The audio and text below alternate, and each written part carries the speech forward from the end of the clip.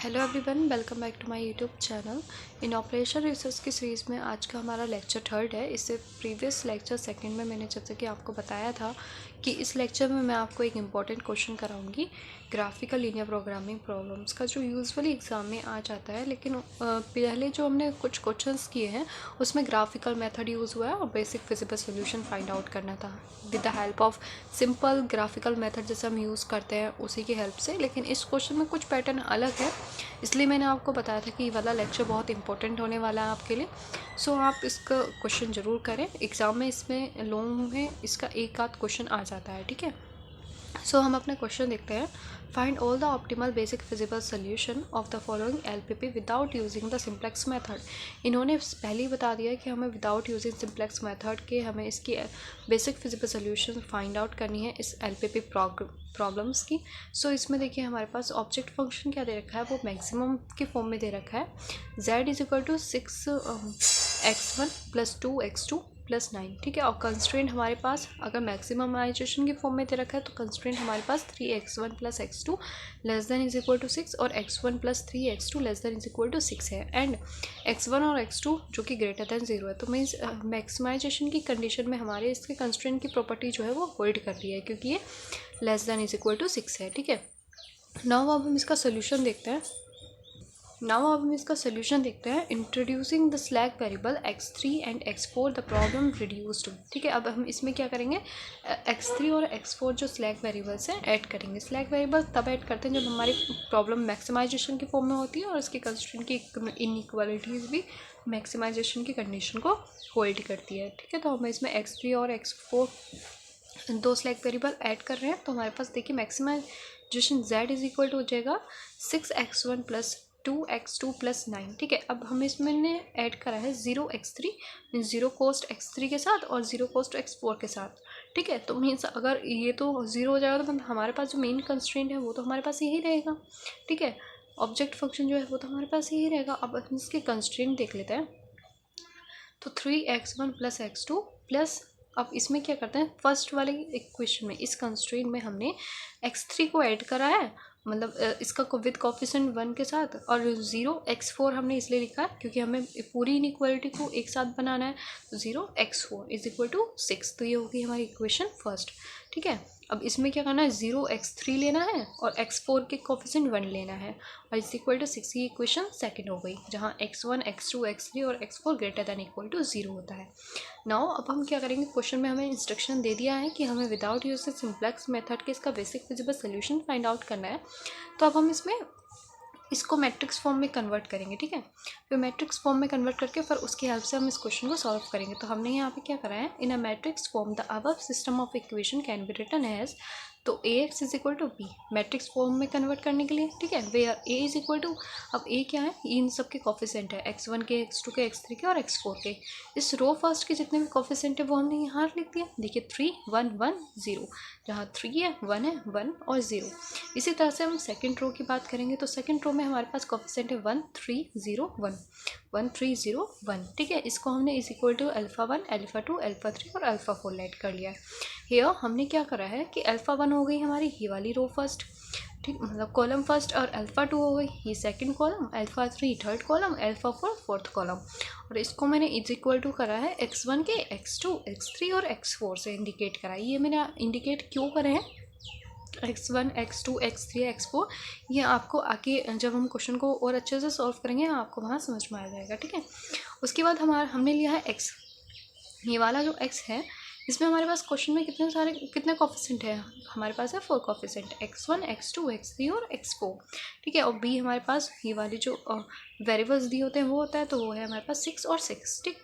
उसके बाद क्या करना है, here n is equal to number of variables जो कि 4 है, नंबर ऑफ वेरिएबल्स हमारे पास 4 है क्योंकि 1 2 3 4, ठीक है, 4 वेरिएबल्स है। और नंबर ऑफ इक्वेशंस हमारे पास कितनी है, 2, तो हमने यहाँ पे 2 लिखा है। तो हियर 4c2, ठीक है। हम इसको देखेंगे तो हमारे पास सॉल्व करके आया है 6, ठीक है। आप इसको इजीली सॉल्व कर लेंगे। सो बायनोमियल जैसे हम यूज़ करते हैं फॉर्मूला, आप इसको इजीली सॉल्व करें तो हमारे पास क्या है, 6 है। 6 का मतलब है कि इस सोल्यूशन के हमारे पास 6 बेसिक फिजिबल सोल्यूशन बनेंगे, ठीक है। 6 बेसिक फिजिबल सोल्यूशन बनाने हैं, फिर उसके बाद हमें उसमें से उसका optimal basic feasible solution find out करना है। सो 6 से हमें इंडिकेट हो गया, तो हमने क्या लिखा है, hence the problem can have at the most 6 basic solution which may be basic feasible solution, also these solutions are computed as follows। ठीक है, उसके बाद हम इन बेसिक फिजिबल्स के सोल्यूशन को बनाने के लिए एक टेबल बनाएंगे, उस टेबल के अकॉर्डिंगली हम ये क्वेश्चंस और अच्छे से सॉल्व करेंगे। सो टेबल हमें ये बनानी है, इसमें फर्स्ट कॉलम बनाया है मैंने सीक्वेंस नंबर का, सेकंड कॉलम है हमारे पास बेसिक वेरिएबल का, और थर्ड कॉलम है हमारे पास नॉन बेसिक वेरिएबल और equation to obtain basic solution, then basic solution if exist is its basic feasible solution, और for basic feasible solution of z ये। ठीक है, तो हम इसको पहले मैं आपको सिर्फ हाइड कर लेती हूँ, बाकी सब आपको मैं जिससे आप कंफ्यूज ना हो। ठीक है, और आपको 1 by 1 इसकी वैल्यूज़ आपको सॉल्व करके बताऊँगी। सो मैं बाकी सारा हाइड कर लेती हूँ। सो ये देखिए, हम पहले फर्स्ट की बात करेंगे। हमने यहाँ पे क्या करा, x1 और x2 लिया है। ठीक है, x1 और x2 लेना है, फर्स्ट बेसिक वेरिएबल x1 और x2, इसलिए मैंने आपसे कहा था कि यहाँ मैंने x1 और x2 ही लिया है, इसको x1 और x2 लेट किया है, तो ये हो गया x1 और x2। ठीक है, x1 x2 वेरिएबल लिए हैं, तो नॉन बेसिक वेरिएबल कौन से हो गए हमारे पास, x3 और x4 जो इक्वल होंगे 0 के। अब हमें बनाना है equation two obtain basic solution. अब इन दोनों के बेस पर हमें इक्वेशंस बनानी है, तो ये तो हो जाएगा, देखिए इसमें हमारे पास ये क्या है, ये हो गया x1 और ये क्या है x2। ठीक है, तो यहाँ देखिए 3x1 + 1x2 = 6। इसी तरह से ये हमारे पास क्या हो गया, x1 और ये हो गया हमारे पास x2। ठीक है, x1 और x2 की बात हो रही है, तो हमें कोफिशिएंट वेरिएबल मतलब वेरिएबल्स भी हमें x1 और x2 ही लेने हैं। तो यहाँ देखिए सेकंड इक्वेशन बन गई हमारी x1 + 3x2 = 6। अब हमने इन दोनों इक्वेशन को सॉल्व करिए, इससे सॉल्व करेंगे तो x1 और x2 की वैल्यू फाइंड आउट करेंगे, तो हमारे पास x1 की वैल्यू आ जाएगी 3/2 और x2 की वैल्यू भी आ जाएगी 3/2, जहाँ x3 और x4 की वैल्यू क्या आ गई, 0। ठीक है, तो अगर हमारे पास ये नॉन नेगेटिव वैल्यूज़ है और इक्वल टू 0 है, तो ये हमारे पास बेसिक फिजिबल सोल्यूशन है, तो यस है ना। तो यहाँ पर हमारे पास कोई नॉन नेगेटिव मतलब नेगेटिव में कोई वैल्यू मिल ही नहीं रही है, तो ये हमारे पास बेसिक फिजिबल सोल्यूशन है, तो ये हो गया हमारा यस। अब हमें क्या करना है, जो x1 x2 x3 और x4 की वैल्यूज़ आई हैं वो हमें इस पूरे जेड फंक्शन में रखनी है। जेड फंक्शन में रखेंगे तो हमारे पास आंसर आ जाएगा 21। ठीक है, अब हमें इसी तरह से सेकंड के लिए करेंगे। अब सेकंड में क्या करना है, अब हमें देखिए x2 वेरिएबल को स्किप करेंगे, अब होंगे x1 और x3। ठीक है, x1 और x3 हमने बेसिक वेरिएबल लिए हैं।